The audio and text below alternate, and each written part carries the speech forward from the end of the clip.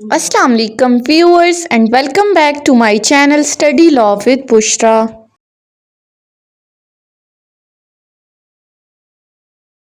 So we were discussing Election Act 2017 and in today's video we are going to start from section 204.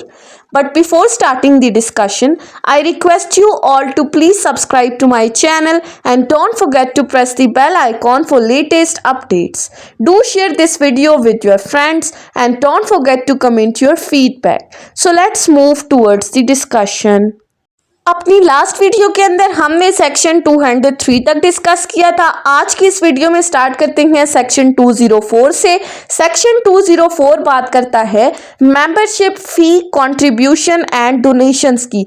हम बात कर रहे हैं political parties की। सो यहाँ पर कहा गया है कि पॉलिटिकल पार्टीज की मेंबरशिप फी कितनी होगी, फंड्स किस तरह से और डोनेशंस किस तरह से वो पॉलिटिकल पार्टी लेगी। So subsection 1, a member of political party shall be required to pay a membership fee if provided in the political party's constitution and may in addition make contribution or donation towards the political party's fund।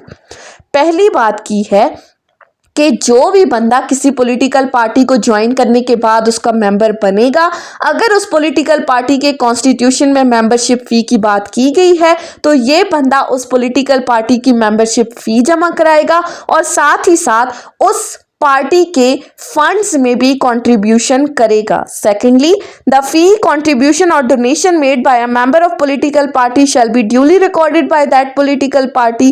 जो कोई member या जो भी उस political party का supporter है, अगर वो कोई डोनेशन करता है तो वो तमाम अतियात जो हैं वो उस पॉलिटिकल पार्टी के रिकॉर्ड में एंटर किए जाएंगे। Thirdly, any contribution or donation made directly or indirectly by any foreign source including the foreign government, multinational company or individuals shall be prohibited।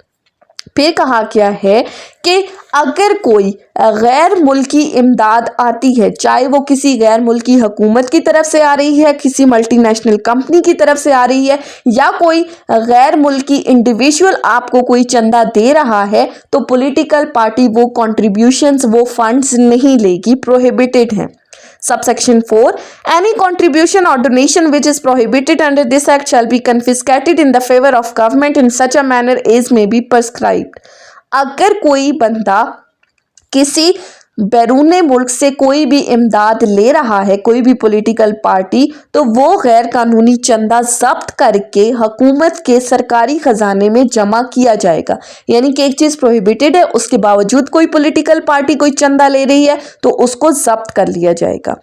फिर यहाँ पर एक बात की गई है कि फॉरेन सोर्स के अंदर ओवरसीज पाकिस्तानी शामिल नहीं होंगे, यानी कि बैरून मुल्क पाकिस्तानी जिनके पास नेशनल आइडेंटिटी कार्ड मौजूद है वो गैर मुल्की समझे नहीं जाएंगे, यानी कि उनको गैर मुल्की सिटीजन के तौर पर काउंट नहीं किया जाएगा और उनसे कंट्रीब्यूशन जो है वो ली जा सकती है। यानी कि सिंपली ये सेक्शन क्या कहता है कि हर पॉलिटिकल पार्टी अपने मेंबर से फीस या कंट्रीब्यूशंस ले सकती है, लेकिन गैर मुल्की सोर्स से जो है वो फंड्स नहीं लिए जाएंगे। नेक्स्ट है सेक्शन 205 जो कि बात करता है सस्पेंशन और एक्सपलियन ऑफ द मेंबर्स। अब यहाँ पर रुकन की मुअत्तली या उसको निकालने की बात की गई है। Subsection 1, a member of political party may be suspended or expelled from the political party's membership in accordance with the procedure provided in the constitution of political party। इसमें कहा गया है कि अगर कोई पॉलिटिकल पार्टी अपने किसी मेंबर को सस्पेंड करना चाहती है या उसको निकालना चाहती है तो उसी तरीकाकार के मुताबिक उसको सस्पेंड किया जाएगा या निकाला जाएगा जो कि उस पॉलिटिकल पार्टी के आइन में तरीकाकार बताया गया है। Subsection 2, before making an order for the suspension or expulsion of the members from the political party, such members shall be provided with a reasonable opportunity of being heard and of showing cause against the action proposed। किसी भी बंदे को suspend करने से पहले या उसको निकालने से पहले उसको बाकायदा एक शो कॉज नोटिस दिया जाएगा, यानी कि उस मेंबर को सुना जाएगा और उसे अपनी सफाई पेश करने का मौका दिया जाएगा। उसको सुने बगैर कोई भी पॉलिटिकल पार्टी किसी भी मेंबर को नहीं निकाल सकती। नेक्स्ट है सेक्शन 206 जो कि बात करता है सिलेक्शन फॉर इलेक्टिव ऑफिसेज। अब यहाँ पर उम्मीदवारों के इंतखाबात की बात की गई है। सेक्शन क्या कहता है? A political party shall make the selection of candidates for elective office including the membership of Majlis Shura and provincial assemblies through a transparent and democratic procedure and while making the selection of candidates on general seat shall ensure at least 5% representation of the women candidates.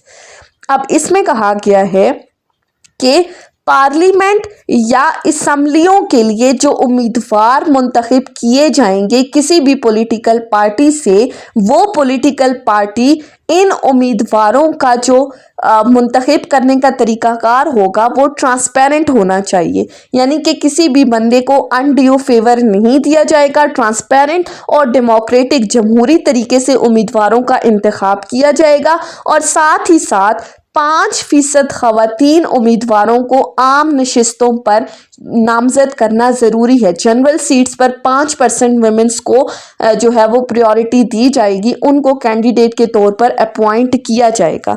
सो इस section में क्या कह दिया? Transparent और democratic process से जो है वो इलेक्शंस होंगे। नेक्स्ट है सेक्शन 207 जो कि बात करता है फंक्शनिंग ऑफ पॉलिटिकल पार्टी की, कि सियासी जमातें काम किस तरह से करेंगी। Subsection 1 a political party shall have an elected general council at the federal provincial and local level wherever applicable and by whatever name it may be referred.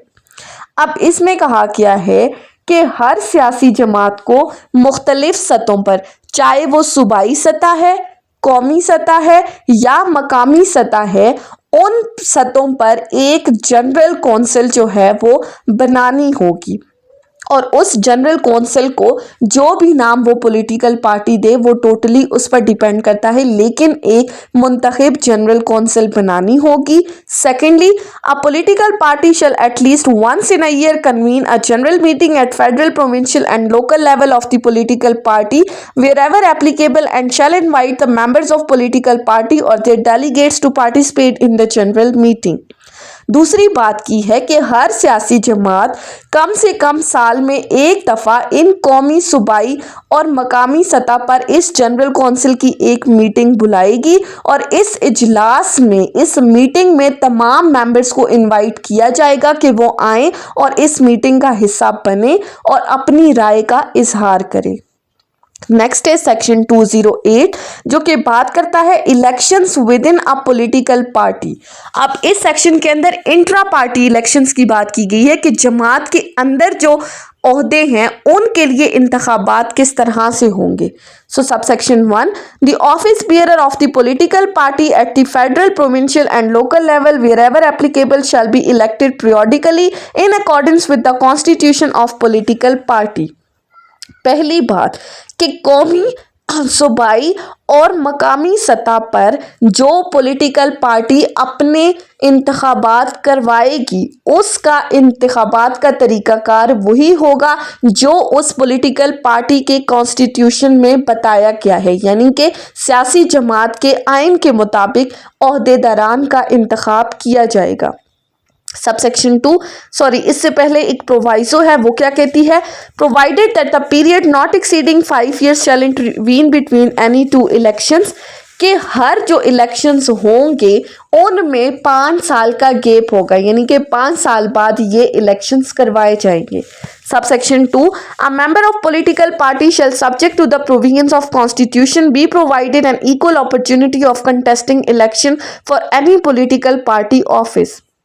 दूसरी बात की गई है कि तमाम मेंबर्स को बराबरी का मौका दिया जाएगा, यानी कि हर बंदे के कोई अपॉर्चुनिटी दी जाएगी कि वो इलेक्शन कॉन्टेस्ट करे किसी भी सीट के लिए।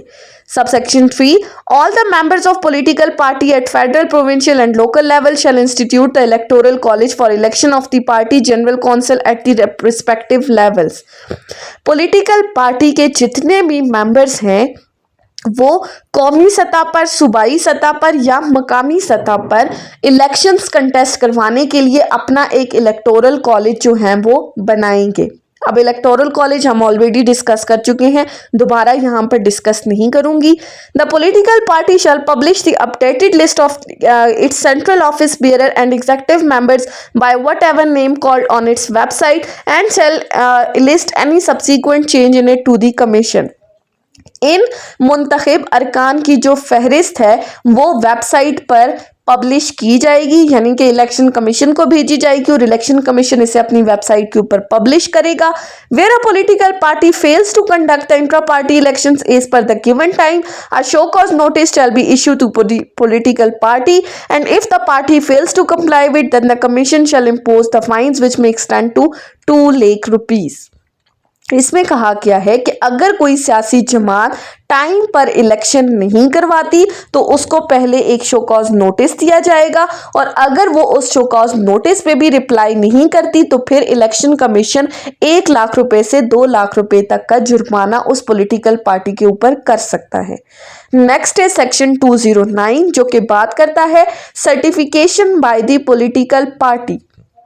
अब सियासी जमात की तरफ से तस्दीक की बात की गई है। Subsection 1, a political party shall within 7 days from the completion of intra-party elections submit a certificate signed by the office bearer authorized by party head to the commission to effect that elections were held in accordance with the constitution of political party। पहली बात, हर सियासी जमात को अपने intra party elections complete होने के बाद 7 दिन के अंदर अंदर इलेक्शन कमीशन को एक तस्दीकी रिपोर्ट देना होगी जिसमें उसने बताना होगा कि हर सियासी जमात ने जो इलेक्शंस कंडक्ट करवाए हैं वो अपने अपने आइन के मुताबिक करवाए हैं। Subsection 2, the certificate under subsection 1 shall contain the following information. अब इस तस्दीकी रिपोर्ट में क्या क्या चीजें मेंशन की जाएंगी। Number 1, the date of the last intra party elections, आखिरी जो इंट्रा पार्टी इलेक्शंस हुए थे, जो जमात के अंदरूनी इंतखाबात हुए थे, उनकी तारीख लिखी जाएगी। Secondly, the name, designation and addresses of the office bearers elected at the federal, provincial and local levels wherever applicable. कौमी, सूबाई और मकामी सतह पर जो भी मुंतखब ओहदेदारान हैं उनके नाम बताए जाएंगे और उनके डेजिग्नेशंस लिखे जाएंगे। थर्डली, इलेक्शन रिजल्ट्स, जो इलेक्शंस के नताइज हैं वो लिखे जाएंगे। Copy of political parties notification declaring the result of election, और सरकारी नोटिफिकेशन जिसमें इस इंट्रा पार्टी इलेक्शंस के नताइज बताए गए हैं उसकी एक कॉपी जो है वो दी जाएगी। Thirdly, the commission shall within 7 days from the receipt of the certificate of political party under subsection 1 publish the certificate on its website। और जैसे ही कमीशन को, इलेक्शन कमीशन को ये तस्दीकी रिपोर्ट मिलेगी तो वो 7 दिन के अंदर अंदर अपनी इस रिपोर्ट को अपनी ऑफिशियल वेबसाइट के ऊपर पब्लिश कर देगा। यानी कि इस सेक्शन में क्या कहा कि इंट्रा पार्टी इलेक्शंस कंप्लीट होने के बाद 7 दिन के अंदर अंदर आपने इलेक्शन कमीशन को सर्टिफाइड रिपोर्ट भेजनी है। सो ये थी हमारी आज की डिस्कशन सेक्शन 204 से सेक्शन 209 तक। आई होप कि आपको ये लेक्चर समझ में आया होगा। अगर आपने इस वीडियो को अटेंटिवली सुना है तो अगर आपको ये वीडियो अच्छी लगी है तो इस वीडियो को लाइक करें, कॉमेंट करें और चैनल को ज़रूर सब्सक्राइब करें। Thank you so much for watching this video. Till then, अल्लाह हाफिज़।